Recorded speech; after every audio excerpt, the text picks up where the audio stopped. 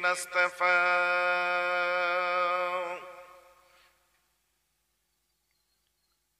نحمده ونصلي ونسلم على رسوله الكريم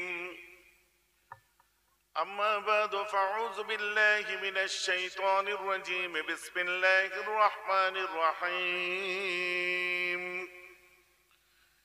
إن الله وملائكته يصلون على النبي يا أيها الذين آمنوا صلوا عليه وسلموا تسليما اللهم صل على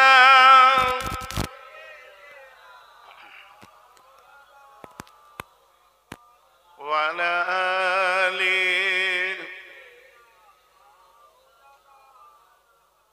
أراد بشت اللهم صل على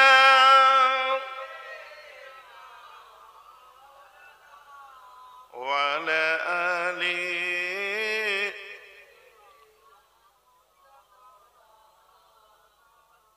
মাশাআল্লাহ। সমবেত সুধী জ্ঞানী গুণী দিন দরদ ইসলাম দরদি আমার মোমেন মুসলমান মুরব্বীগণ, বয়োজ্যেষ্ঠ আমার ভাইরা, সমবয়স্ক সমজিটি ইয়াংস্টার্স, আমার বন্ধু বান্ধবেরা, মুআজ্জাজ মুহতারাম উলামা ইকরাম ও হাজিরানে মজলিস, বিশেষ করে আজকের জলসার আয়োজক মণ্ডলী এবং তারাও যারা এই জলসায় আসার ইচ্ছা প্রকাশ করার পরেও কোনো এক বন্ধনের মধ্যে বাধা পড়ে আছে। আমি জিজ্ঞেস করেছিলাম আপনারা কি কোনো পার্টি করেন? বলে না, পার্টি করি না। তো জলসায় আসছেন না, আসবেন না, হুজুর দোয়া করবেন, আমরা শুনবো। আমাদের ওখান থেকে একটু দূরে, কারণ আবার ফিরতে হবে তো, অনেক রকম কথাবার্তা শুনতে পেলাম, খারাপ লাগলো আমাকে শুনে। আমি বলেছিলাম তাদের, দেখুন আমার জলসা হোয়াটএভার সে আপনার সিপিএম করতে পারে, কংগ্রেস টিএমসি করতে পারে, আইএসএফ করতে পারে, যে কোনো দল করতে পারে সে, কিন্তু মিলাদুন নবীর মাহফিলে যে ছেলেটা আগে টিএমসি বলেন, সিপিএম বলেন, কংগ্রেস বলেন, আইএসএফ বলেন, কিন্তু সে প্রথমে হচ্ছে তার প্রথম লিডার, বুঝেও না বুঝার ভান করে যারা বসে আছে, যাদের ভিতরে আছে মুখে বলতে গেলে ওপরের লাশ চোখ দেখতে হয়, তারাও জানে। আবার যারা আপনার সিপিএম করে তারাও জানে, টিএমসি করে তারাও জানে, আর আমার ছোট ভাইয়ের পার্টি যারা করে তারাও জানে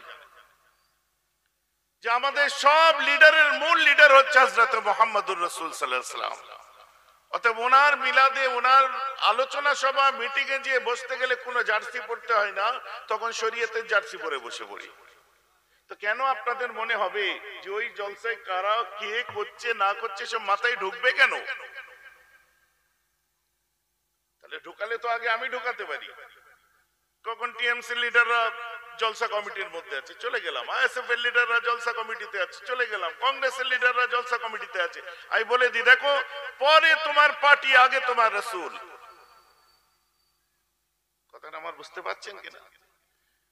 অতএব এই ধরনের মানসিকতা নিয়ে যদি কেউ মনে করেন যে মিলাদুন নবীর জলসা আজকে এই জায়গা, তাদের ইমানের খাতরা হয়ে যাবে। কি বললাম? তাদের ইমানের খাতরা হয়ে যাবে। অতএব সব সংকীর্ণতার ঊর্ধ্বে গিয়ে perhaps the greatest leader of all times was Muhammad, বিশ্বের বুকে সর্বকালের শ্রেষ্ঠ লিডার যিনি, তিনি আমার নেতা, তোমার নেতা, বিশ্বনবী মুস্তাফা। বলুন সুবহানাল্লাহ। তো যাই হোক, তো সেই সমস্ত মানুষ যারা দূরে আছে, কাছে আছে, এদিকে ওদিকে আছে, সকলকে আমার অন্তরস্থল থেকে জানাই আন্তরিক শুভেচ্ছা, মোবারকবাদ, আমার সালাম। পর্দার অন্তরালে মা বোনেরা আছে, তাদেরকে অনেক শ্রদ্ধা, সালাম। চিন্তা করছিলাম কি বিষয় নিয়ে আলোচনা করব, কারণ ইসলাম এমন এক ধর্ম যে ধর্ম আপনার আমার সামাজিক দিকে শিক্ষা দেয়, পারিবারিক দিক শিক্ষা দেয়, রাজনৈতিক দিকে শিক্ষা দেয়, আপনার আমার চলাফেরা, উঠা বসা, তহজিব, তামাদ্দুন, সংস্কৃতি, কালচারের শিক্ষা দেয়। লাইফস্টাইল কেমন হবে এই শিক্ষা ইসলাম দেয়। তার মধ্যে আপনার পারিবারিক জীবন আছে, সাংসারিক জীবন আছে, আন্তর্জাতিক জীবন আছে, এমনকি আপনার রাজনৈতিক জীবনও লুকিয়ে আছে। All in one and is reverenced by a large section of human race. That is my Islam. কোন দিক নেব কোন দিক ছাড়বো, এই বিশেষ করে বক্তাদের জন্য বড় সমস্যা হয়ে যায়। একটা নায়াব ইউনিক পার্সোনালিটি ছিলেন আমার রাসূল। যে কোনো দিক দিয়ে তাকে আলোচনা করবেন, যে কোনো দিক নিয়ে তাকে ভাববেন, আপনি আপনার মতো করে ঠিক মিলিয়ে নিতে পারবেন। সব সমস্যা হল হলো আমার রাসূল। বলুন সুবহানাল্লাহ।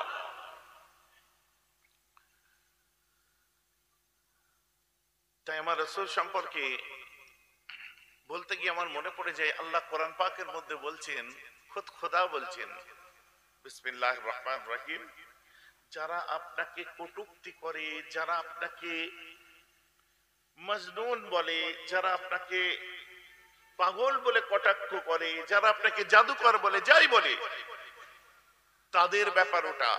কিন্তু আমি আল্লাহ বলছি, ইন্নাকা লাআলা খুলুকিন আযীম, Muhammad I can give you a great regard. আমি আল্লাহ বলে দিচ্ছি, আমি আল্লাহ আপনাকে মহান চরিত্র, মহান আখলাকের অধিকারী করেছি। বলুন সুবহানাল্লাহ। কথা আমাদের শেষ। মিস্টার উইলিয়াম মোরো তাই বলেছিলেন, I am the disciple and also follower of Jesus, but Prophet Muhammad is the perfect person in all over world. আমি ধর্মসূত্রে খ্রিস্টান, বাপ দাদু সূত্রে খ্রিস্টান, তথাপি সত্য বলতে আমার মুখে বাঁধে না। আমি আমার ধর্মের নবী ঈসা নয়, জিসাস নয়, বরং আমি ইসলামের নবী মুহাম্মদকে বিশ্বের মধ্যে খাঁটি এবং শ্রেষ্ঠ বলে মনে করি। বুঝতে পারছেন? পরে বলছে, he was the matter mind, not only his own age but of all ages. তিনি কেবলমাত্র সেই কালের একজন মনীষী ছিলেন না, তিনি সর্বকালের সর্বশ্রেষ্ঠ, সর্বযুগের সর্বশ্রেষ্ঠ, সর্বসময়ের সর্বশ্রেষ্ঠ মনীষী ছিলেন। আর তার আদর্শ কেবল তার জন্ম থেকে নিয়ে 63 বছরের মধ্যে সীমাবদ্ধ ছিল না। আমার রাসূলের যা খুলুকিন আযীম, তার জন্ম থেকে নিয়ে কিয়ামত পর্যন্ত মুসলমান নয়, বরং মানব জাতির কাছে দৃষ্টান্ত রেখে গেছে। বলুন সুবহানাল্লাহ। এই আলোচনা করলে অনেক রাত কেটে যাবে। মিস্টার ডেভেনপোর্ট একজন ইংরেজ আমেরিকান লেখক, বিখ্যাত লেখক। বুঝতে পারছেন তো আমার কথা? আরে বাবা, কোরআন হাদিস তো আমি বলবো আবার, কিন্তু আমার এখানে সব যুবক শিক্ষিত ইয়াংস্টাররা বসে আছে, ওদেরকেও তো কিছু খোরাক দিতে হবে। কালকে কলেজে যাবে, ইউনিভার্সিটিতে যাবে, যাওয়ার পর বিভিন্ন কথা শুনবে। তোদের তো বেশি পড়াশোনা করতে নেই, কারণ ইসলামের নবী মুহাম্মদ সাল্লাল্লাহু আলাইহি ওয়াসাল্লাম তো ওনাকে যখন জিবরাইল এসে বলেছিল পড়ো, তখন হযরত মুহাম্মদ সাল্লাল্লাহু আলাইহি ওয়াসাল্লাম তো বলেছিলেন আমি লেখাপড়া জানি না, ওই জন্য বোধহয় মুসলমান তোদের বেশি পড়তে নেই। আর বড় দুঃখ লাগে, সুকৌশলে নেতারা, লিডাররা সব আমাদেরকে এই জায়গা থেকেই মারে। আরো একটু মাদ্রাসা শিক্ষার সাথে সাথে আধুনিক শিক্ষাটা একটু দরকার নেই কি? এগুলো আমাদের বলে, কিন্তু মাদ্রাসা স্টুডেন্টরা যে কত স্ট্রং সেটা ওরা জানে না। তারা একসঙ্গে মাদ্রাসায় পড়ার পরেও তারা গ্রাজুয়েশন করছে, মাস্টার্স করছে। মাদ্রাসা শিক্ষা মানে কতগুলো সাবজেক্ট, তুমি মাধ্যমিকে কতগুলো সাবজেক্ট পরীক্ষা দিচ্ছ আর একটা মাদ্রাসা স্টুডেন্ট কতগুলো দিচ্ছে। তুমি উচ্চ মাধ্যমিকে কটা সাবজেক্টে পরীক্ষা দিচ্ছ আর আমরা কটাই দিচ্ছি। তারপরেও ক্যালকাটা ইউনিভার্সিটি থেকে ফার্স্ট ক্লাস ফার্স্ট হচ্ছে কে? তেতুলিয়া মাদ্রাসার একটা সুনাম, আপনার নাম তেতুলিয়া মাদ্রাসা, তেতুলিয়া আবু জাফরিয়া জামিয়া। আমাদের মাদ্রাসার স্টুডেন্টই ক্যালকাটা ইউনিভার্সিটির ফার্স্ট ক্লাস ফার্স্ট হচ্ছে। তো তুমি পড়ে করছো কি? একবার সুযোগ দিয়ে দেখো না, ফাটিয়ে দেবো আমরা। কথা বুঝতে পারছেন না? এগুলো মুখে মুখে হয়ে গেছে। এটা নামাজ পার্টি নাকি? এটা কেন বিছিয়ে রেখেছো এখানে?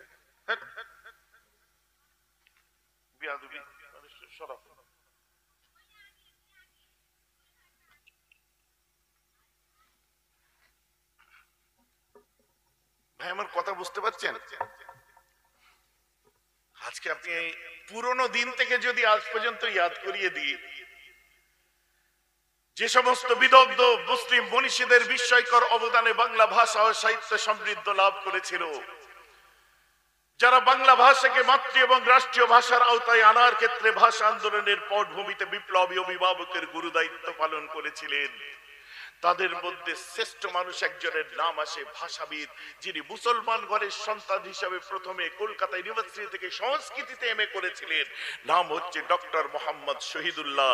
তিনি ভাষা আন্দোলনে ঝাঁপিয়েছিলেন এবং ভাষা আন্দোলনকে মর্যাদা দিতে পারার পরে বললেন, আমার পীর, আমার শেখ, আমার গুরু আবু বকরের হুকুম নিয়ে এবং তার দোয়া নিয়ে ভাষা আন্দোলনে ঝাঁপিয়েছিলাম, আজ বাংলা ভাষাকে মর্যাদা দিয়ে ছাড়লাম। বলুন সুবহানাল্লাহ।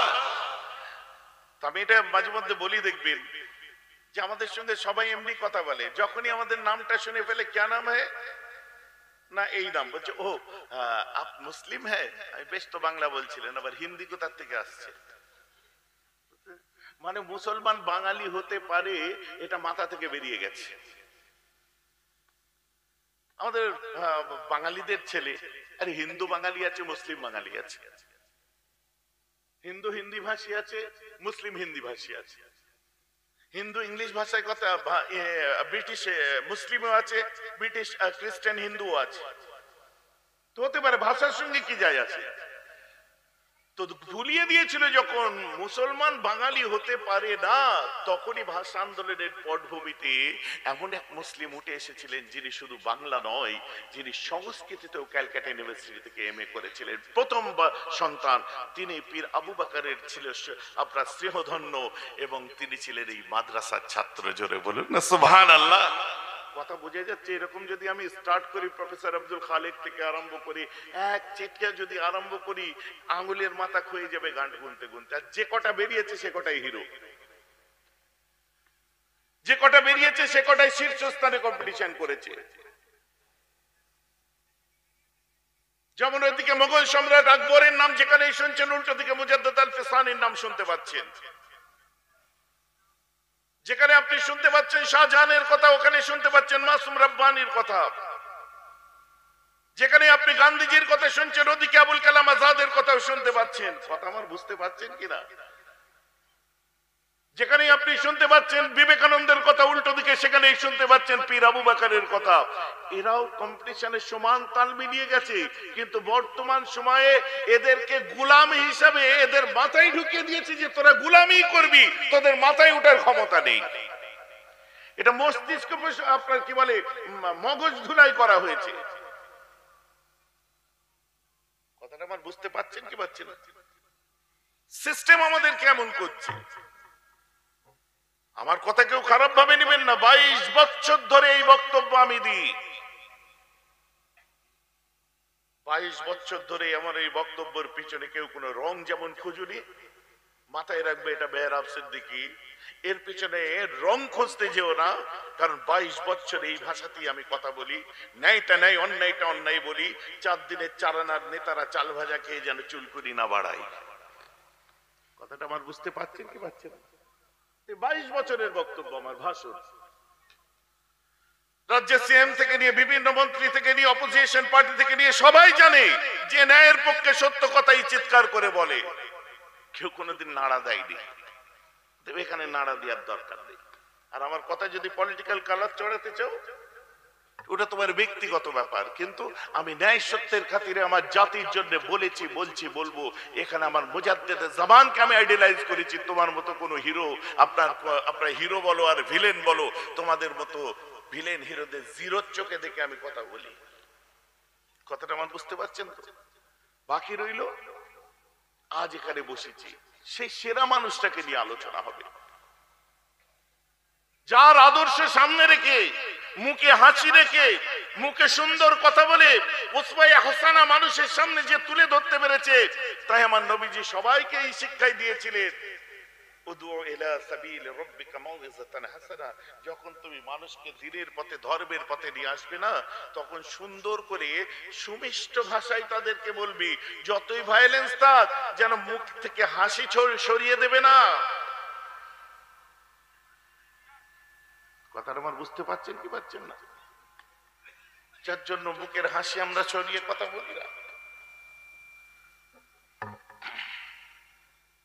শুনে নিন, মিস্টার ডেভেনপোর্ট একজন ইংরেজ লেখক, তিনি একদিন লিখছেন, উই মাস্ট রিকগনাইজ, কি বলছে, we must recognise that the spread of Islam not own by victory of sword, not owned by victory of sword, but spread by the magic of his personality and wonderful eloquence. সুবহানাল্লাহ বলেন।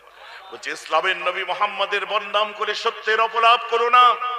কে বলেছে ইসলাম পৃথিবীতে তলোয়ারের দ্বারা এসেছে? We must recognize, আজকে আমরাও সেটা রিকগনাইজ করেছি, আবিষ্কার করতে পেরেছি গবেষণা করে, ইসলাম কখনো পৃথিবীতে তলোয়ারের দ্বারা আসেনি। ইসলাম এসেছে মুহাম্মাদের মুখের বাণীতে, আর তার আদর্শের জাদু বিশ্ব জয় করে নিয়েছে। জোরে বলুন সুবহানাল্লাহ। কথাটা বুঝতে পারছেন তো নাকি? অথবা আমি কেন উল্টোটা দেখতে যাব? আমি কেন ভুলটা ভাবতে যাব? সে আদর্শ কেন তারা গবেষণা করেছিল আমার রাসূলকে। আমার রাসূল একদিন মক্কার দুর্গমগিরি দুর্গম পথ দিয়ে হেঁটে যাচ্ছেন, আর হযরতে আনাস কমান্ডার ইন চিফ পিছনে আল্লাহ রাসূলকে পিছন থেকে ফলো করছে। সুপ্রিম কমান্ডার, হাই কমান্ড, দিন দুনিয়ার শাহিনশাহ আমার রাসূল সামনে এগিয়ে যাচ্ছে, আনাস পিছনে পিছনে যাচ্ছে, একদম সিনা চিতিয়ে রামাল করার মতো করে হাঁটছে। কারণ আমার রাসূল এই শিক্ষা দিয়েছিলেন দুশমনের সামনে সিনা চিতিয়ে থাকবে, কায়েরের মতো পেছন দিক থেকে পালিয়ে যাবে না। আমার রাসূল পিছন দিকে তাকিয়ে দেখছে আনাস। নবীজি আমার বলছে, আনাস তুমি আমার পিছনে কেন? চতুর্দিকে আপনার যা শত্রু, চতুর্দিকে আপনার যা শত্রু, বড় ভয় লাগছে আপনাকে যদি আক্রমণ করে দেয়, এখন কি হবে? আল্লাহ রাসূলের কাঁধের উপরে ছিল বেড়ে দেওয়া ইন-নাজরান দেশের একটা চাদর। সুন্দর করে হেঁটে যাচ্ছে আমার রাসূল। বলছে, আনাস আমাকে একা যেতে দাও, একা থাকতে দাও, আমি একাই যাব। আনাস বলছে, হুজুর চতুর্দিকে আপনার শত্রু, আমাদের ভয় করছে তো, লিভ মি অ্যালোন, আমাকে একা থাকতে দাও। আনাস দূর থেকে ফলো করছে আমার রাসূল আগে আগে হেঁটে হেঁটে যাচ্ছে। আনাস যেটা ভয় করেছিল বাস্তবে ঘটলো তাই। ঝোপের আড়াল থেকে আক্রমণ। ঝোপের আড়াল থেকে কারা আক্রমণ করে? রাতের অন্ধকারে কারা আক্রমণ করে? কায়ার, যারা কাপুরুষ। আল্লাহ রাসূলকে ঝোপের আড়াল থেকে আক্রমণ করে দিয়েছে কায়ার মানুষ একজন। কিন্তু মুসলমান সান্ডা ছিল, বাহুবলী, একদম বড় মার্শাল আলা মানুষ আল্লাহ রাসূলকে ঝোপের আড়াল থেকে আঘাত করে দেয়, আক্রমণ করে দেয়। আমার রাসূলের পিঠে যে চাদরের কোণ দুটো ঝুলছিল, সোজা যে সেই চাদরের কোণ দুটোকে ধরে নেয়, ফাযাবাযাতুহু, ওটাকে পেঁচাতে আরম্ভ করে, ফাযাবাযাতান শাদীদাতান, এক সময় গায়ের জোরে ওটাকে প্যাঁচ দিয়ে দেয়। আরে আমার রাসূলের চোখ বাইরে এসে যায়, আমার রাসূলের গলা মোবারক লাল হয়ে যায়, সদমাতে মুখটা নীল হয়ে যায়। এক সময় একটা টান মারে, আরবের মরুপ্রান্তে আমার রাসূলকে চিৎ করে ফেলে দেয়। আমার রাসূলকে ফেলে দিল, সহ্য করতে পারবেন? আমার রাসূল আরবের মরুপ্রান্তে। আরে আনাস এই দৃশ্য দেখে সহ্য করতে পারেনি। আরবের মরুপ্রান্তে ঝড় তুলে দিয়েছে, পাগলের মতো দৌড়তে আরম্ভ করেছে। দৌড়ে দৌড়ে উলঙ্গ তলোয়ার বার করে তার ধড় থেকে মাথাটা আলাদা করে দেবে। আমার রাসূল পিছন ফিরে বলেছিলেন, স্টপ, মানে ইশারা, গলা তো বাঁধা, স্টপ, দাঁড়িয়ে যাও, রুক যাও। পরে বলছে, না না না আনাস, তুমি ওকে জানে মেরে দিও না। সুবহানাল্লাহ বলে। এই দৃশ্য দেখে ওই গরিব মানুষটা আমার রাসূলের দিকে তাকিয়ে আমার রাসূলকে দেখছে আর তলোয়ার দেখছে, রাসূলকে দেখছে আর তলোয়ার দেখছে, রাসূলকে দেখছে আর তলোয়ার দেখছে। একদিকে আমার রাসূল যদি একটু ইশারা করতো, ওর গর্দান চলে যেত। উল্টো দিকে আমার রাসূল মুখে কি বলে সেই শোনার অপেক্ষায় ওই সময় এই কালো মানুষটা বলেছিল, ইয়া মুহাম্মদ।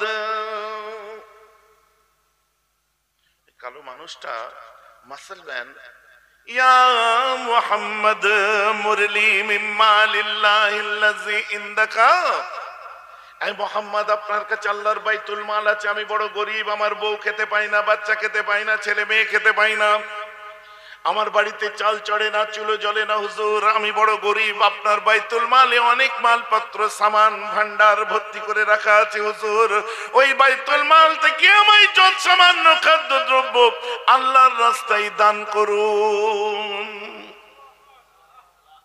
আমাকে দান করুন হুজুর। কি করলো? চাইলো, ভিক্ষা চাইলো, বাইতুল মালে রাখা আছে।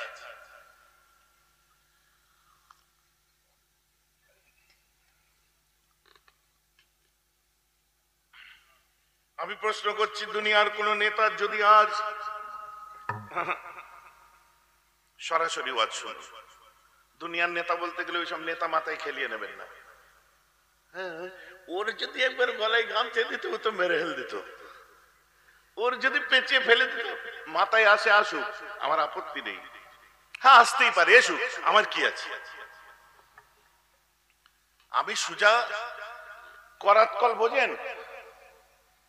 করাতকল বোঝেন না? কাঠচেরা, ওই কাঠচেরা মেশিন করাতকলের তলায় ও ব্লেড এসে কাঠ চেরে না, কাঠ ব্লেডের কাছে যায়, হ্যাঁ কাঠ ব্লেডের কাছে যাই, ও করাত চলতেইছে, কাঠ তুমি যাচ্ছ কেন? অতএব আমি বলছি তুমি এসে গলা দিচ্ছ কেন? কারণ দুনিয়ার কোন লিডারকে যদি ভয় আপনার খারাপ লাগে, আমার কিছু করার নাই, কোন ইমামকে খারাপ লাগলে কিছু করার নাই, কোন পীর সাহেব, হুজুর সাহেব, হযরত জি, কোন বাবা চাচাকে খারাপ লাগলে আমার কিছু করার নাই। কারণ যেখানে রাসূলের সওয়াল এসে যায়, তখন হুব্বে মুহাম্মাদি যখন দিলের মধ্যে কাজ করে, রাসূলের আদর্শ যখন সামনে আসে, তখন প্রতিটি মর্দে মুমিন চোখে চোখ রেখে সত্য কথা আল্লাহ রাসূলের খাতিরে বলে, আর সত্য কথা বলার জন্য রাসূল বলছে জান্নাতেও আমার সঙ্গী হয়ে থাকবে। জোরে বলেন সুবহানাল্লাহ। তোমার খারাপ লাগলে আমার কিছু করার নেই গুরু, আমি দুনিয়ার নেতার সঙ্গী হওয়ার জন্য দিল্লির পার্লামেন্টে যেতে চাই না, বাংলার বিধানসভায় যেতে চাই না, তোমার কি বলে ওই কত নাম্বার হাউসের মধ্যে প্রধানমন্ত্রীর ঘরেও বসতে চাই না, আর নবান্নে মুখ্যমন্ত্রীর পাশেও বসতে চাই না। মর্দে মুমিন পৃথিবীতে যখন জন্মেছে, আমার নেতা তোমার দুনিয়ার নেতার মতো ছিলেন না, মোগলি সাম্রাজ্যের নেতার মতো ছিলেন না, রাজা বাদশার মতো ছিলেন না, ইংল্যান্ডের ব্লেয়ারের মতো ছিলেন না, আমেরিকার আপনার ইংল্যান্ডের টনি ব্লেয়ারের মতো ছিলেন না, জো বাইডেনের মতো ছিলেন না। আমার নেতা ছিলেন, আমার রাসূল ছিলেন নেতাদের নেতা, গুরুদের গুরু, মহাপুরুষদের মহাপুরুষ, যাকে আল্লাহ দুনিয়ার সর্বজাহানের এ দুনিয়া ও দুনিয়া শ্রেষ্ঠ লিডার করেছে, ওই তো আমার দিলের নেতা, তোমার দিলের নেতা বিশ্বনবী মুস্তাফা। জোরে বলে যাবে।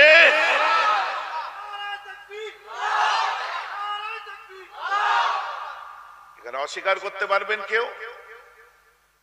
অতএব তোমার যদি দুনিয়ার জন্য তোমায় শুনতে খারাপ লাগে, আমাকে রাসূলুল্লাহর জন্য বলতে ভালো লাগে। খারাপ লাগছে না কি শুনতে? সেই মেহরাব ভাই যখন বামফ্রন্ট ছিল, বহু চেষ্টা করেছিল কালার লাগাবার জন্য, বুঝতে পারছেন না? কারা চেষ্টা করেছিল? লোহা ছাড়া লোহা কাটা যায় না,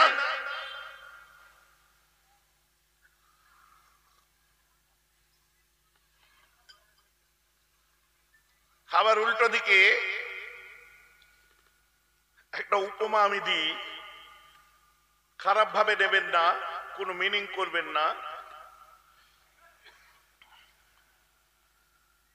বাবলা গাছ দেখেছেন? হ্যাঁ, শক্ত কাঠ না নরম কাঠ? কিরাম শক্ত? আরে কিরাম শক্ত বলুন? খুব শক্ত। আল্লাহ খুব শক্ত কাঠ বাবলা কাঠ, বুঝতে পেরেছে? তো একদিন কুড়ুল এসে বাবলা কাঠকে বলছে, এ কাঠ আমি তোকে এক্ষুনি কেটে নামিয়ে দেবো। বাবলা গাছ বলছে, লোক হো যা, তোর বাবা আমায় কাটতে পারবে না। বলছে আমার মালিককে আসতে দে। মালিক আসলো, এদিক দিয়ে দু চার কোপ, ওদিক দিয়ে দু চার কোপ, সামনে দিয়ে দু চার কোপ, পেছন দিয়ে দু চার কোপ মারলো। মারার পরে গাছটা ঠেললো, চচ্চর করে ভেঙে পড়ে গেল। কলার তুলে তখন বাবলা, আপনার কুড়ুল বলছে, কুড়ুল বোঝেন তো? বোঝেন না?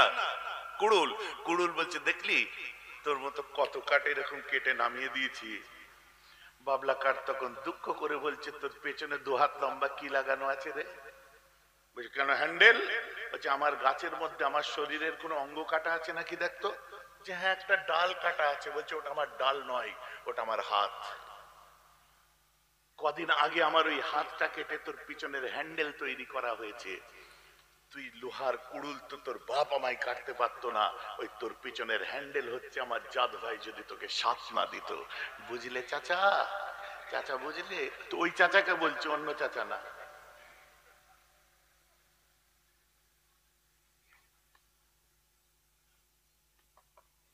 কথাটা আমার বুঝতে পারছেন তো নাকি?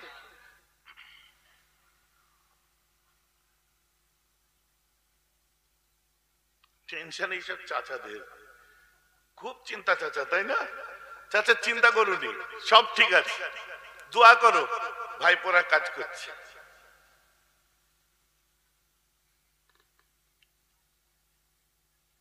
আদৌ চাচা আছে তো এখানে নাকি? সে তো বড় ভাই। যাক, আমার কথা খারাপ ভাবে নিচ্ছেন না তো কেউ? আমার মুসলমান খেয়াল করে শুনে রেখে দিন,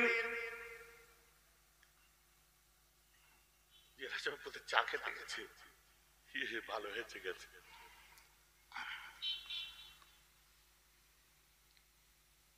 অস্বীকার করার কোন জায়গা নেই।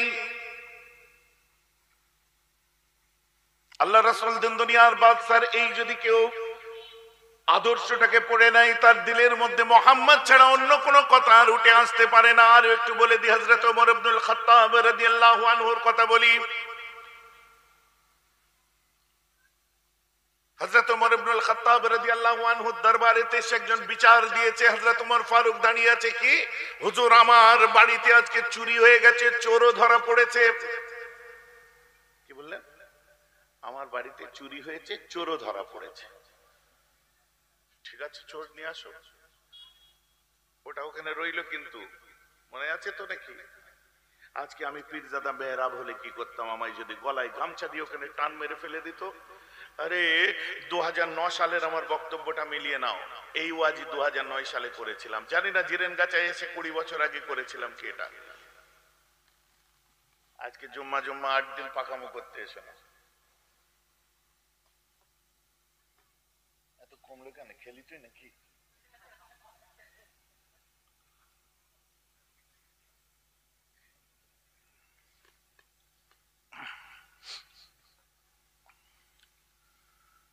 হযরত ওমর ফারুকের কাছে বিচার দিলে, হুজুর একজন মানুষ আছে চুরি করেছে, আর চুরি করা মহাপাপ।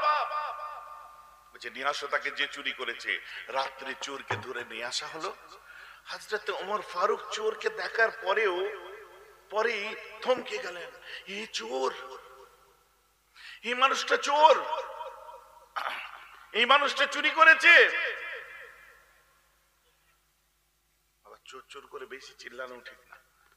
কি বলছে রে বাবা হুজুর? আরে ওমর ফারুকের জমানায় চুরি করেছে। ওমর ফারুক বলছে এ চোর।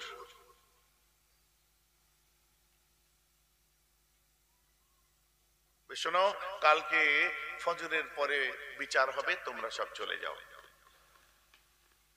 চলে যাওয়ার পরে যখন চলে গেল, তখন ওই মানুষটাকে বলল, চোরকে বলল তুমি দাঁড়াও। শুনছেন তো নাকি? চোরকে বলল তুমি দাঁড়াও। হ্যাঁ হ্যাঁ, দাঁড়াও। তুমি দাঁড়ালো, মাথা হেঁট করে আছে। ওমর ফারুক যে তার হাতে চুমু দিল। কার হাতে? যিনি চুরি করেছিলেন তার হাতে। চোখ ভরা পানি নিয়ে বলছে, এই হাত রাসূলের হাতে হাত দিয়ে আমরা বায়াত হয়ে, তুমি একজন বড় সাহাবা, আমি একজন সাহাবা, আর ভাই তুমি চুরি করে ফেললে। ওমর ফারুককে জড়িয়ে ধরে ঝরঝর করে কাঁদছে আর বলছে, ভাই আমি চুরি করতে চাইনি, আমি তোমার বাড়ি থেকে কিছুটা দূরেই বসবাস করি, আমি বড় গরিব, সংসার ঠিক চলে যায়, যখন খিদে লাগে রোজা রেখে দিনের পর দিন কাটিয়ে দিই। কিন্তু ওই বাচ্চাগুলো, ওই সোনার ময়নাগুলো যখন কাঁদে চিৎকার করে, খাবার কই, খাবার কই, খাবার কই, কি খাবো, কি খাবো, কি খাবো। আপনারা বলবেন এমনও দিন গেছে। হ্যাঁ গেছে। সাহাবায়ে কেরামদের মধ্যে অনেকে গরিব ছিলেন। সাহাবায়ে কেরামদের মধ্যে অনেকে গরিব ছিলেন। আর আমার রাসূলের অনেক কিছু থাকার পরেও একজন অত বড় ধনী পরিবারের মানুষ হয়েও মানুষের জন্য গরিবী হালে থাকতেন। সুবহানাল্লাহ বলেন সকলে। আল্লাহ রাসূল ধনী ছিলেন। আমার রাসূল কে ছিলেন? এই আলোচনা করলে বিস্তারিত আলোচনা করতে হবে, শুধু এতটুকু বলে দিই, হিস্ট্রি বলছে কুরাইশরা গরিব হয় না।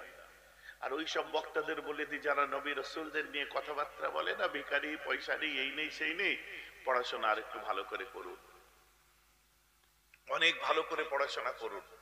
বিশেষ করে আমার রাসূলের লাইফটা পড়তে গেলে, আমার রাসূলের দাদাজি আব্দুল মুত্তালিবের আসল নাম কি ছিল এবং ইনি হাশেমের কোন স্ত্রীর সন্তান, কোথায় থাকতেন, আর তার মা কিসের জন্য মক্কায় ছাড়তে রাজি হয়েছিলেন, আপনার কি বলে মক্কায় পাঠাতে রাজি হয়েছিলেন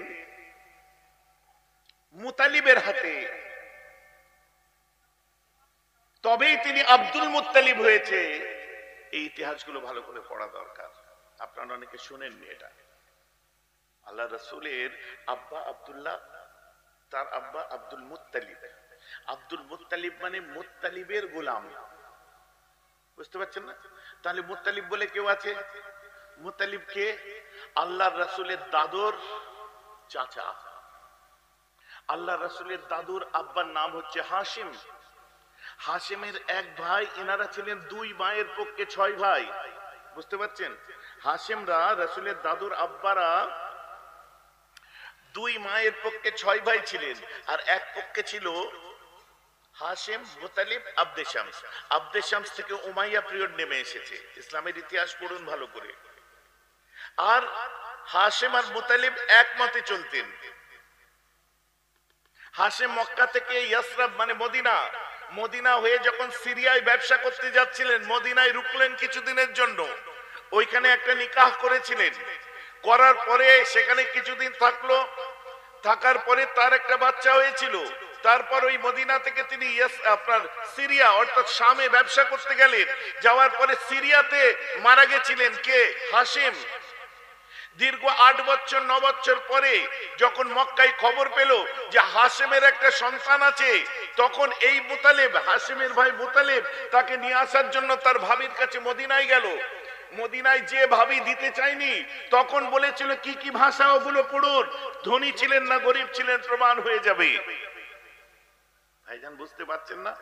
বলছে অনেক বিষয় সম্পদের মালিক, আপনি ছেলেটাকে দিন, কাবার মুতুল্লি হবে, বিশাল প্রপার্টিজ আছে, ওই প্রপার্টি গুলো তাকে সামলাতে হবে, অনেক বড় আপনার দায়িত্ব মাথার উপরে দেওয়া হবে, ইজ্জত শহরত পাবে। কুরাইশ একটা বনেদি পরিবার, আপনি এভাবে বাচ্চা যখন আছে অন্যজনের হাতে হিস্সা যাবে, এটা হতে পারে না। আমার ভাইয়ের সন্তানই এই কাবার মুতুল্লি হবে। তখন ইনাকে নিয়ে আসলেন। ইনা এত সুন্দর দেখতে ছিলেন, আব্দুল মুত্তালিব মানে রাসূলের দাদাকে নিয়ে আসলো। ইনার আসল নাম হলো শাইবা,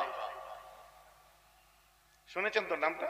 ইনার আসল নাম হলো শাইবা। শাইবা মানে শুভ্র, ফর্সা, টুকটুকে, কি সুন্দর দেখতে, মাথা চুল টুল সব একদম, বুঝলেন? কাঁধে করে যখন মক্কায় নিয়ে ঢুকলো, সবাই বলছে বাচ্চাটা কে, বাচ্চাটা কে, বাচ্চাটা কে? তখন সবাই মিলে বলল কার কাঁধে আছে? মুতালিবের কাঁধে আছে। মুতালিবকে রাসূলের দাদাজির চাচা, আর হাশিম ছিলেন দাদাজির আব্বা। যখন কাঁধে আছে তখন বলছে ওই বাচ্চাটা অত সুন্দর, ওটা কে? তখন সবাই বলল ওটা নিশ্চয়ই ওনার গোলাম, আর গোলামকে বলা হয় আব্দ, তাই আব্দুল মুত্তালিব নাম হলো, মুত্তালিবের গোলাম। তো কিসের জন্য তার মা ছেড়েছিলেন? ধনী ছিলেন তাই। আল্লাহ রাসূল যখন ইন্তেকাল করেন, আম্মা জান ফাতেমা তো জোহরা রাদিয়াল্লাহু তাআলা আনহার উপরে একটা অনেক কথা আলোচনা করে যে আম্মা জান ফাতেমা হয়তো আবু বকর সিদ্দিককে মেনে নিতে পারেনি, নাউজুবিল্লাহ, তা নয়। আল্লাহ রাসূল ইন্তেকালের পরে তার এত সম্পত্তি, যেটার পরিমাণ ছিল অর্ধ পৃথিবী, জোরে বলুন সুবহানাল্লাহ। আসারের কিতাব খুলুন, খতিব বাগদাদি কি লিখছে পড়ুন। কথাটা আমার বুঝতে পারছেন তো নাকি? আন্দাজে কথাবার্তা বললে খারাপ লাগবে না। তো এইসব নিয়ে আমি আলোচনা করিও না, কারণ এক কোনার দিকে কিছু মোল্লা মৌলভী সাহেব, মুফতি সাহেব সেজে বসে আছে, যাদের এডুকেশনাল সাইড এইগুলো দেখলে বোঝা যায়। তো তাদেরকে নিয়ে চর্চা করতে নেই, কিন্তু এখন সময় কি এসেছে? এখন সময় এসেছে, আপনি বলুন, আপনি এর মধ্যে একটাও কি কোনো মাইক্রোফোন দেখতে পাচ্ছেন? একটাও মাইক্রোফোন দেখতে পাচ্ছেন কি? আমার জলসায় আজকে একটাও ইউটিউবার আসে নাই। এসেছে কি? একটাও ইউটিউবার এসেছে কি? হ্যাঁ, মানে একটা সাইড ফুল ব্লক হয়ে আছে, কত ক্যামেরা গুনে ঠিক করতে পারবেন না, কি তাই তো নাকি? এদিকে গুনে ঠিক করতে পারবে, আপনার এইদিকেও ক্যামেরা আছে, কিন্তু এরা জানে যে ভাইজানের সামনে মাইক্রোফোন না, এই দেখুন দূরে দূরে আটকে সব পাওয়ারফুল পয়সাওয়ালা ইউটিউবারেরা, এদেরকে বুস্টিং করার জন্য মাল খাওয়াতে হয় না, জানে দূর থেকে নিতে হবে। কিন্তু এখন সময় এসেছে কি, নিজের চ্যানেল, আমার বক্তব্য আমার চ্যানেলে যাবে, জলসালাও পয়সা দেবে, উল্টে এদিকের কামাইও হবে। কি করা বলে, বুস্ট করা না কি করা ভাই? বুস্ট করা, ওই বুস্ট করে নেই, সামনে আগে তোমার চলে আসবে ওই যে ভিডিওটা, তার মধ্যে এসে নাকে কাটছে, देखिए बंगाल में कोई उलामाए देवबंद हमारे पीछे खड़ा नहीं हुआ, जब कियाम के बारे में मैंने किसी को कहा तो बंगाल में कोई उलामाए देवबंद हमारे पीछे खड़ा नहीं हुआ। ওই বর্ধমানের দিকে একটা বক্তা, কোন একটা নাম হবে হোয়াটএভার, ঠিক আছে, বলছে আরে ও বোকা জানে না যে ও আলেম নাই, ওই বক্তা, তাই এমন কথা বলেছে।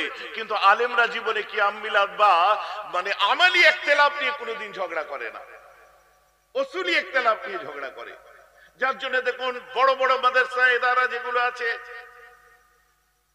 তাই সাহেবের মাদ্রাসায় ওনার সাহেবজাদা দায়িত্ব আছে, কোনো গুরুত্বই দেয়নি। কত বড় বড় আলিম ওলামারা আছে, রওশন সাহেব থেকে আরম্ভ করে কতজন, কেউ কোনো গুরুত্বই দেয়নি, কারণ তারা আলিম। যখন আলিম ওলামাদের মধ্যে সমস্ত গিলা শিকওয়া দূর করে একটা মহব্বতের জায়গা তৈরি হয়, তখন এইরকম ফিতনার কিছু কিছু মানুষ আসে, যারা এসে আবার আগুন জ্বালাবার চেষ্টা করে। কথাটা আমার বুঝতে পারছেন তো নাকি? অতএব লাস্টে এরকম নাকে কানতে হয়। এই ধরনের বক্তা কিছু আছে যে ইউটিউবে এসে হঠাৎ করে কি বলতে কি বলে ফেলছে, এত ইউটিউবার দেখার পর আর মাথা কাজ করছে না, কি বলছে কোনো ঠিক নেই। কথা বুঝতে পারছেন? আপনারা তো ফুরফুরা শরীফে গেছেন, আর আপনারা জানেন না এই বাচ্চাগুলো যখন ফুরফুরা শরীফে যায়, সব জায়গা ঘুরে এসে এরা কোথায় বসে জিজ্ঞেস করবেন, ওরা সব জায়গা ঘুরে এসে যেখানে বসে, বড় ভাইজানের ওখানে গিয়ে বসেছ, বলে ওই আমার কাঁচের ঘরটায় গিয়ে সব ফ্যান ট্যান চালিয়ে নিজে, আমি তো বেরোই সেই সন্ধ্যার পর।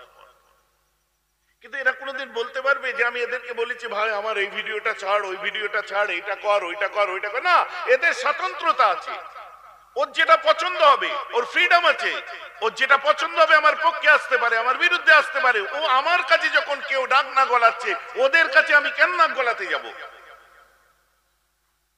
কথাটা আমার বুঝতে পারছেন না? পক্ষে হলেই ঠিক আছে, আর বিরুদ্ধে গেলে এই ইউটিউবারটা খচ্চর, অমুক তমুক, এই সেই সব বক্তারা সব করে না, কেস করে দেবো, এই করে দেবো, সেই করে দেবো। দেখেছেন কি জুলুম আর কি। আমার ব্যাপার সেখানে না, আমি বলতে চাচ্ছি না, আমি এটাই বলতে চাচ্ছি। তো এই ধরনের ইউটিউব খ্যাত বক্তাদেরকে নিয়ে আমি আলোচনা করি না, কারণ বক্তা আলাদা জিনিস। বক্তা কারা? এই সামনে একটা বাজার আছে, কি বাজার? হাতিশালা বাজার, গাবতলা বাজার, 6 লেন বাজার, বাজার হাতিশালা বাজার। দেখবেন মাঝে মধ্যে ওখানে হঠাৎ করে একটা বাক্স নিয়ে, দাদারা বন্ধুরা আমার প্রণাম নেবেন, নমস্কার নেবেন, নতুন বছরের সবাইকে প্রীতি ও শুভেচ্ছা। আজকে আপনাদের কাছে আমি যে এসেছি একটা ছোট্ট কিছু একটা জিনিস নিয়ে, এটাকে আপনি ছোট্ট একটা কিছু ভাবলেও এটা ছোট্ট নয়। এটা রেখে এই রুমালটা উপরে চাপা দিয়ে রাখলাম, এ যতক্ষণ আমার বক্তব্য শেষ হবে দেখবেন এ ম্যাচুয়েড হয়ে উঠবে। 2 ঘন্টা বক্তব্য দিয়েছে, আমি অপেক্ষা করছি ওটা কখন ম্যাচুয়েড হয় দেখবো।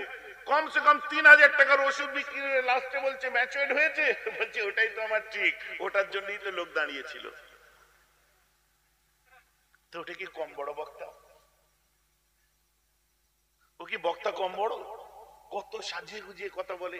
একটা বক্তার কোনো রাইট নেই যে স্টেজে উঠে সে ফতোয়া দেবে। ফতোয়া দেওয়ার অথরিটি, রাইট একমাত্র মুফতি সাহেবের আছে।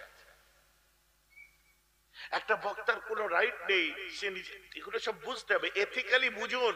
মাইক্রোফোন বুকে পেয়েছেন, সামনে ইউটিউবার দেখে পাগল হয়ে গেলে হবে না।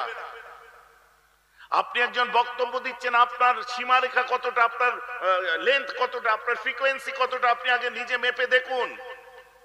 কত কোন কোন কথাগুলো আপনার বলা চলে, আপনার বয়সের ওজন অনুযায়ী কথা ব্যাচ হচ্ছে কিনা, স্টেজ অনুযায়ী আপনার ভাষা মিলছে কিনা। কথাটা বুঝতে পারছেন? তো আজ তাদেরকে আমি বলবো, এগুলো বিদ্যার স্বল্পতা ছাড়া আর অন্য কিছু নয়। যারা নবী রাসূলদের সম্পর্কে এমন উক্তি করে কথাবার্তা বলে, কখনো তাদের ব্লাড নিয়ে কথা বলছে নাউজুবিল্লাহ, কখনো তাদের আপনার কি বলে ইকোনমিক কন্ডিশন নিয়ে বলছে। এগুলো বলার who's given the right man? যত বড় মুখ নেই তত বড় কথা। কেন এমন আলোচনা করছেন? কবরের ওয়াজ করুন, জান্নাত জাহান্নামের ওয়াজ করুন, নামাজ রোজার ওয়াজ করুন, যা করছেন করুন। দয়া করে এই সমস্ত জিনিস নিয়ে আলোচনা করবেন না। আর আমাকে বিভিন্ন ইউটিউবাররা ফোন করে বলছে অমুকে অমুক বলছে, আপনি কিছু বলুন। আমি প্লিজ, আপনারা জানেন না আপনাদের বক্তব্য কোথা থেকে মানুষ শোনে, এদের বক্তব্য কত দূর থেকে মানুষ শোনে আপনারা জানেন না। আমার মোবাইলের কমেন্ট গুলো দেখলে বুঝতে পারবেন। কেউ শুনছে আমেরিকা থেকে, কেউ শুনছে লন্ডন থেকে, কেউ শুনছে বাঙালি বিশ্বের যে কোনো জায়গায় আছে, তারা কিন্তু এদের চ্যানেলটাকে ফলো করে, এদের চ্যানেলের বক্তব্য লাইভ গুলো তারা দেখে। আজকে যাদেরকে বেড়া চাপার বাইরে মানুষ চেনে না, আমি তাদের নাম দিয়ে আমাকে নিয়ে কথা বলিয়ে তাদেরকে বিশ্বে পরিচিত করাতে চাচ্ছ? মনে হচ্ছে ভিতরে ভিতরে কোনো ব্যাপার আছে তোমাদের। ওই যে কোন বক্তাকে উঠতে গেলেই, এই কদিন আগে শুনলাম রাজমিস্ত্রির কাজ টাজ করতো, কেউ কেউ ফোন মেকার ছিল, ফোন সারাইশুরি করতো। হঠাৎ করে দেখি আব্বাস এই বলেছে, আব্বা আমার ছোট ভাই, আপনারা চেনেন তো নাকি? হ্যাঁ, এ বলেছে এই কথা, ওই বলেছে। কারণ দেখছি এখন বাংলায় হিট হচ্ছে আব্বাস সিদ্দিক, কারণ আব্বাস নিয়ে বললে আমি তাড়াতাড়ি হিরো হব। সব সময় দেখবেন সুপ্রিম টার্গেট। আমাকে নিয়ে কিন্তু বলতে পারে না, কারণ আমি ছোটখাটো মানুষ। কারণ আমাকে নিয়ে বলতে গেলে আমি জবাব দিতে পারবো না, ঘাবড়ে যাব, ভয় পেয়ে যাব, তাই আমাকে নিয়ে বলে না। কারণ শেখ একবার খেয়ে গেছে, ছোটখাটো মানুষ তো। যখনই আলোচনা করতে গেছে ফুরফুরা সিলসিলার মুজাদ্দেদে জামান পীর আবু বকর সিদ্দিকীকে নিয়ে, আপনারা উনশানির আমার একটা বক্তব্য শুনে নেবেন। যখন পীর আবু বকরকে নিয়ে আলোচনা করতে গেছে, তখন ওখানেও আপনার মধ্যম গ্রামের এখানে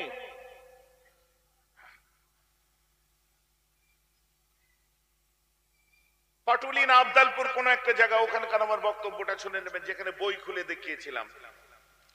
সঙ্গে সঙ্গে পীর আবু বকরকে নিয়ে কথা বলতে গেছে, আর আমি চোখের সামনে তুলে ধরেছিলাম সেদিনেতে যে তোমার আতুর ঘর কোথায়, আব্দুল হক বানারসির ইতিহাস তুলে ধরেছিলাম, মির্জা গোলাম আহমদ কাদিয়ানির ইতিহাস তুলে ধরেছিলাম, আর হান্টার কমিশনের রিপোর্ট অনুযায়ী দেশদ্রোহী কারা এটাও তুলে ধরেছিলাম। পরের দিন এদের বাবারা ফুরফুরা শরীফে দৌড়ে বলল, ভাইজান ও একটা কিচ্ছু না, আপনি কেন মুখ খুললেন? আমি যে সওয়ালটা মুজাদ্দেদে জামানের এসেছিল তাই। কথাটা আমার বুঝতে পারছেন কি পাচ্ছেন না? ওই জন্য দেখবেন বারবার বক্তব্যটাই বলেছি, বড় ভাই দয়া করে ক্ষমা করে দেবেন, আমি পারলাম না, আমাকে বলতেই হচ্ছে। দেখবেন বারবার এই কাজ করেছি, কারণ পরে ভৎসনা রাগারাগি এই সেই খাওয়ার পরে বলছে ওটাকে নিয়ে নাড়াঘাটা করিস, কোথা থেকে কি বার করে দেবে, তখন ওই কিসের সাপ বাইরে চলে আসবে, মুশকিল হয়ে যাবে। আর সত্যি হাকিকত তাই। গত কদিন আগে হানাফি কনফারেন্স দেখেননি? আজকে আমাদের কবর জিয়ারতের বিরুদ্ধে যারা বলে, আমরা জিকরে শাহাদাত ইমাম হুসাইনের জন্য মুহররম মাসে আমরা মিলাদুন নবী করি, জিকরে শাহাদাত করি, যারা বিরুদ্ধে বলে, আমরা শবে বেরাত করি, যারা বিরুদ্ধে বলে, এদের মূল আতুর ঘর সেদিনে প্রমাণ করেছি 3 দিন আগে তাফসিরে ফাতুল কাদির 5ম খণ্ড তার মুকাদ্দমার মধ্যে লেখা আছে, যেখানে আব্দুল হক বানারসির উস্তাদের নাম পাওয়া যায়। উস্তাদের নাম হচ্ছে আপনার ইমাম শাওকানি। এই শাওকানি জাইদিয়া শিয়া মতে ছিলেন এবং ফতোয়াটাও সেই মতেই দিতেন। এখান উনি মদিনা থেকে আবার ইয়ামানে পলায়ন করে, ওখান থেকে আবার ইনিও ইয়ামানে যায়। এই আব্দুল হক বানারসি ওখান থেকে আবার আরবে ঢোকে, ওখানে ঢুকে নাজদিদের মতো বলে সব কবরগুলো ভাঙা দরকার। এমন মার মেরেছিল, পালাতে দিশে পায়নি, ভারতে এসেছিল, তখন ফাউন্ডার ফাদার আপনার এরা আপনার 3 জন 4 জন, কোন জায়গায় হাসান বেটলভির নাম আছে, বিশেষ করে সব থেকে বেশি নাম যেটা আছে সেটা হচ্ছে আব্দুল হক বানারসির নাম আছে। ইনি এসে যখন একটা দল বলো ঠিক করলেন, এখানে দলটার নাম দিল আহলে হাদিস, আর এর ফাউন্ডার ফাদারের নাম হচ্ছে হাসান বেটলভি। ইনি কি করলেন, ব্রিটিশ গভর্নমেন্টের কাছে যে এর রেজিস্ট্রেশন দিলেন যে আমাদের দলটাকে আপনি রেজিস্টার করে দিন। ব্রিটিশের কাছে অনুমোদন নিয়ে একটা দলকে নিয়ে আপনি ধর্মীয় আহলে হাদিস বা সাহাবাদের দল বলতে লজ্জা করে না? এ তো ব্রিটিশের দালালি করেছিলেন, পরে দেশদ্রোহিতার খাতায় নাম উঠেছিল, পরে এর নাম পরিবর্তন করে মোহাম্মদী রেখেছিল।